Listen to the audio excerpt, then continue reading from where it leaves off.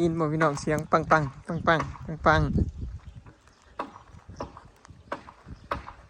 สบายดีเด้อพี่น้องสบายดีเบิดสุขคนเนาะสบายดียามสายพี่น้องเนาะตอนนี้ก็11 โมงเนาะพามาส่องเบิ่งพี่น้องยินเสียงตอกปังปังปังปังมาส่องเบิ่งคอกหมูพะเทาเลิน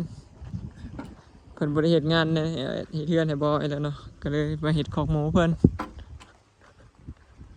ปาดโธ่สิออกมาแบบใดพี่น้องรอรุ่นฟาร์มหมูส่างบอยยังบ่ได้หยังมาส่องเบิ่งจักเถื่อพี่น้องบ่ว่างเนาะได้ยินแต่เสียงเคาะปึ้งปึ้งปึ้งปึ้งใกล้แล้วบ่พะเท้าเพิ่นเห็นงานแต่ละเถื่อรับจ็อบไปนี่พี่น้องได้เห็นแต่เราเฮ็ดกลางคืนผู้ใดกลางคืนเรามาเฮ็ดเราทำงานเฮ็ดของเจ้าของน่ะกลางคืนยกเสาโอ้เอาเลิกเอาใส่เป็นเหตุสองผัวเมียพี่น้อง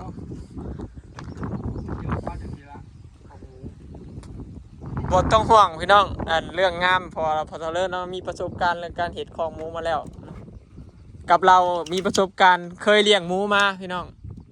ประสบการณ์เราหลายแล้วแหละเคยเลี้ยงหมูมาแต่ไทยผมเองกับฟาร์มใหญ่เอาไม่แล้วกับประสบการณ์เนาะมีอ๋อพอเท่าก่อขึ้นมาซ้ำนี่แล้ววันไม่เอาเห็ดเป็นดีเอาบ่บ่อยากให้หมูเห็ดกอกมันใช่ไหมมันมุนเบิดแม่นอ๋อพังเอาใช้ปูนลงไปมาเบิ่งอันสร้างเห็ดคอกหมูพี่น้องเราประดิษฐ์เองเนาะอ๋อก๊อกน้ำนี่เห็ดแล้วนี่เนาะแบบว่าบ่ให้มันแหนมันกัดเนาะบ่ให้มันครบพอเท่าแลนนั้นทอนี่ใช้สาแลนได้นี่บ่พื้นบล็อกนี่อ๋อแลนอยู่พื้นบล็อกพี่น้องโอ้เฮ็ดคักถ้าว่าแบบนี้แล้วโอเคมันหมูสิบ่งัดบ่ยังแม่นส่วนร้ายมันหมักแหนเล่นมันดอกมันห่อนมันหมักแหนนี่ใครๆเนี่ยมันอุ่มหลายอันนี้อ่างเกลือหมูแบบประหยัดเป็นบ่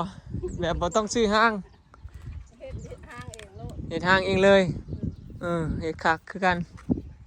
ส่วนให้มันโดดมันกัดกันเป็นช่องโอเคเฮาว่าเพราะว่าเฮาประหยัดต้นทุนเรื่องการซื้อห้างพอซื้อห้างหมูนี่กับ 2-3 พันแหละพี่น้องห้างหมูอันหนึ่งปล่อยมันก็สิเด้อกันเนาะเด้อมันจะค่าเล็กน้ำเนี่ยเวลามันอยากเด้อกันสวบกันนะอยู่กัดออกเบิดบ่เห็นว่าเพิ่นจะมันงัดออกงัดเล็กน่ะมั้ยอ๋อย่านเพิ่นย่านมันงัดขึ้นบ่งัดดอกเอาว่าเฮ็ดปิดเปิดนี่อ๋อเห็นปิดเปิดได้แหละมันจังบ่งัดสร้างประดิษฐ์พี่น้องบ่ยังบ่ได้มาเฮิงแต่เฮิงนะตั้งแต่แล้วอันนั้นฮักก็สิเห็นนี่พี่น้องระบบน้ำเราก็เฮ็ดอันนี้เนาะแบบบ่อนอาบน้ำให้พร้อมเลยอันนี้เป็นบ่อนอาบน้ำมันพี่น้องคักคือห้องน้ำอาบนี่วันแล้วก็เอาถอนงอมาซบขึ้นให้มันให้น้ำมาอันนี้ก็ระบบน้ำไหล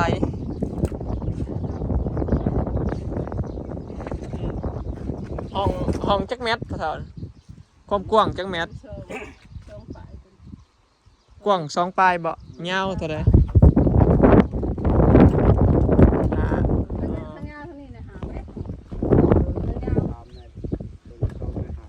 ตัวนี้2.50 เมตรอันนี้อ๋ออันนี้3.5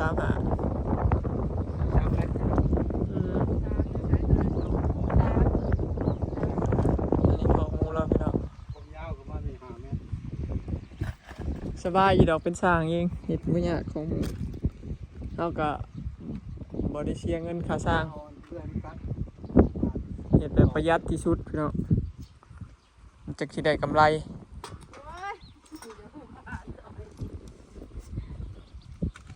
อันนี้แล้วเนาะจ้างสร้างกระแพงไงเห็ดเองได้ก็สบาย แม่นแล้ว ใช้ อาศัยได้ฝุ่นลงหน้าเนาะ ลงนา แม่นความคิดใช้ได้เลย คันพวกนี้เรียกเติมตะเกียงนะ ฝุ่นมันก็แพงเด้อพี่น้องขี้หมูน่ะสอบ30 บาทพุ่นบ่ได้ถูกๆเด้อ ยังช่างมาได้แล้ว แถมต้องได้สั่งไว้อีกได้บ่ได้มีขายให้ตลอดได้พี่นุมองขี้หมูน่ะอึดเด้จ้องได้จองปานไว้อีหยังขี้หมูก็ได้พี่น้องอึดบ้านนี้พอเราเริ่มเราได้ของหมูแล้วนี่เราก็ปล่อยอันขี้น้ำมันก็ลงไปสบายบ่ต้องเสียเงินครับปุ๋ยค่าขี้หมูเลยใส่เงินซื้อฝุ่นใส่หน้านี่ก็เบิดเป็นเท่าใดพันเลยพี่น้องมองง่ายๆซะบอสฝุ่นขี้หมูอ่ะนะชื่อใส่หน้านี่ก็เบิดเป็นเท่าใดพันแล้วเพื่อเบิดถง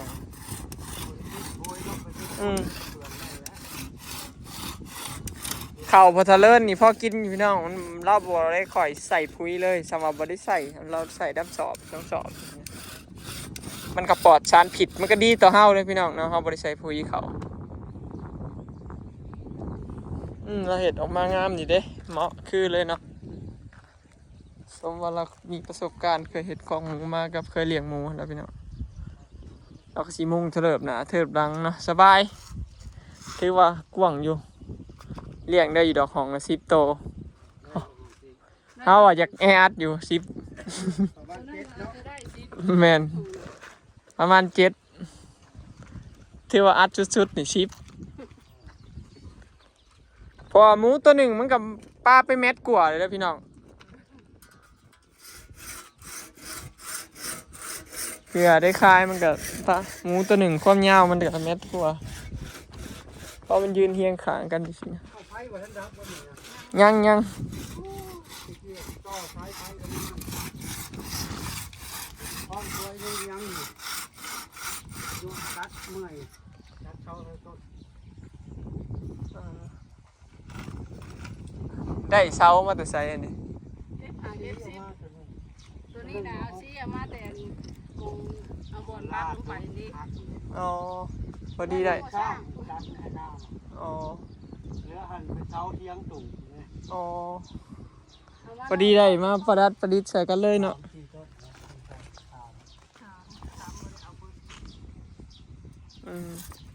พอดีเลยได้เสางามอยู่ซะมีคนทำลายอีกคนนึง ถ้าเบิ่งพี่น้องแต่ทีแน่ๆก็คือสบายแล้วเราบัดนี้พอมันมีนะขี้หมูไหลลงเขาได้เลี้ยงก็หน้าแล้วก็ติดกันเด้พี่น้องนี่หน้าลันหน้าบ่ทะเลินมันสบายเด้ไหลลงยาวเลยพอมันค่อยลงพุ่นอยู่แล้วเนาะเวลาฝนตกมาน้ำล้นมันก็ไหลลงพุ่น ป่าเขาการบริสุทธิ์อาหาร กินขี้หมู กี่โมงนี่นะด้วยเป็นป่าลายเลยที่ส่วนใหญ่ ใหญ่ไว้เด้เด้อ กินบริสุทธิ์อาหารอะไรกระบอก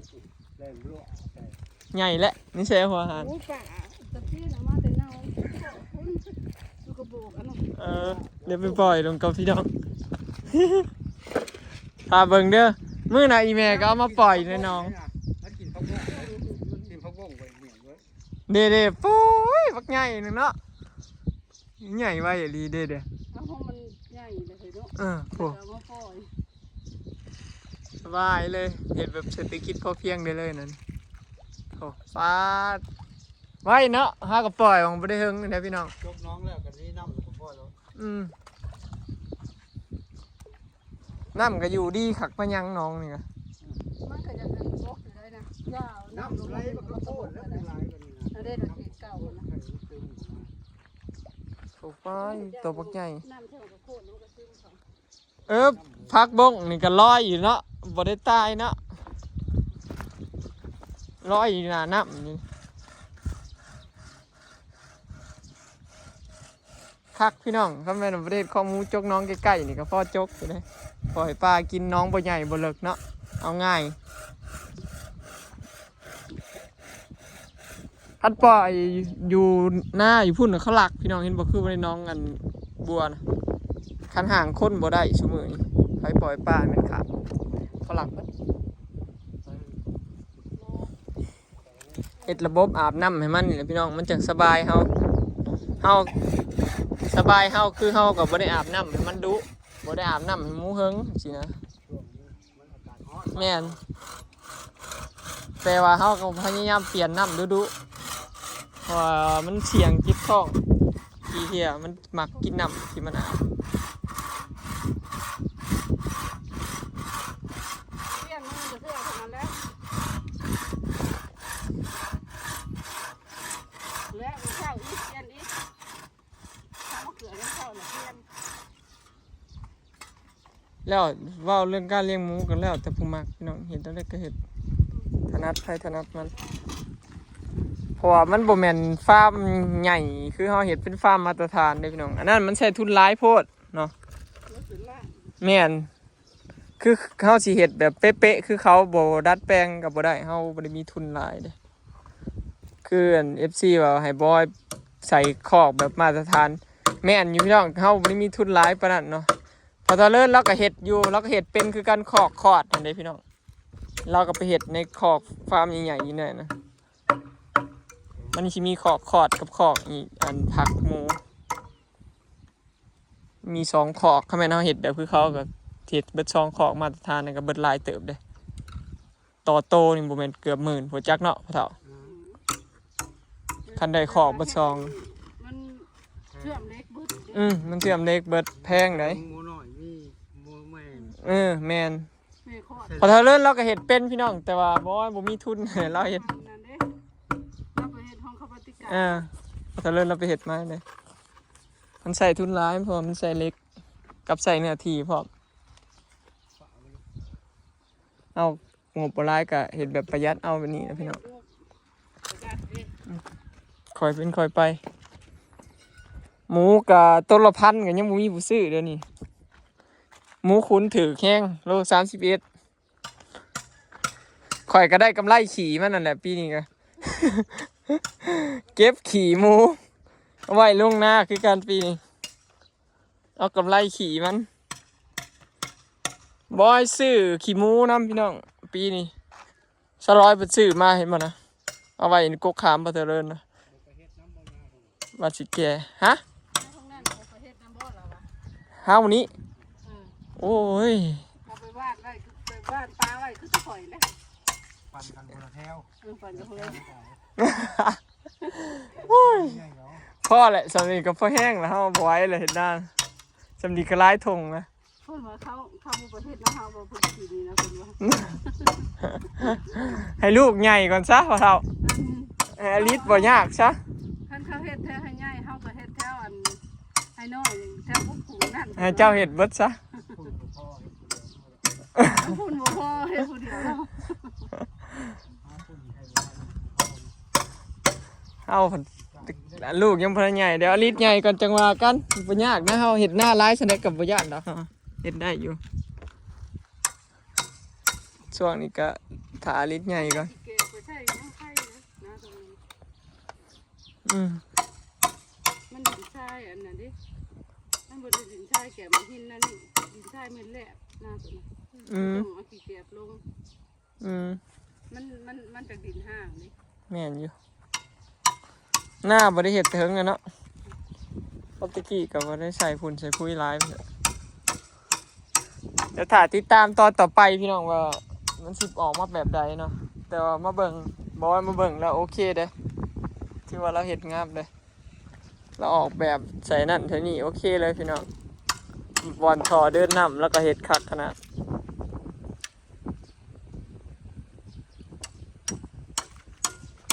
เลี้ยงเอาขี่มันเนาะบอลอาบน้ำก็มีพร้อม เป็นอันนี้ก็เป็นบอลสไลเดอร์หมูยางไปพลาดตะล โอ้ยดูนะน้องบนเลิกประเทศแล้วมันยังเล็ก มันหมักเล่นเด้อหมูมันหมักดื้อเลยมันก็บ่ได้พลาดแล้วมันหนักดื้อมันก็แล่นดึ๊บมันนั่นแหละคักมันอีกแล้ว 2 เดือนปลายนะพอดีดื้อ แล่นตำนั่นตำนี่ มันง่ายมันกับโบเล่มัน อ้วน มันดีช่องมา3 เดือน พอ ต้องห่วงพี่น้องเนาะคือสิออกมาเวิร์กอยู่ดอกเพราะว่าเรามีประสบการณ์เลี้ยงหมูมาหลายปีแล้วกับเราเคยเห็ดขอบหมูมาหลายแล้วพี่น้องคลิปนี้ก็สิขอเก็บภาพบรรยากาศสำนี้เด้อเนาะพี่น้องเดี๋ยวรอติดตามตอนต่อไปนะว่าจะออกมาส่งอะไรไปแล้วพี่น้องสบายดี